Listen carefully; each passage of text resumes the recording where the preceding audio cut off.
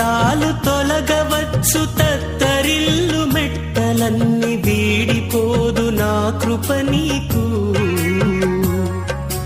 నా నిబంధన తొలగదు. దిగులు పడకు, భయపడకు, నిన్ను విమోచించెదా. నీదు భారమంత మోసి నాదు శాంతి నొసగెదా అని చెప్పి వాగ్దానం చేసిన యేసయ్యా తల్లిలా లాలించును, తండ్రిలా ప్రేమించును. తల్లిలా లాలించును, తండ్రిలా ప్రేమించును. ముదిమి వచ్చు వరకు ఎత్తుకొని ముద్దాడును, సంక పెట్టుకొని కాపాడును. యేసయ్యా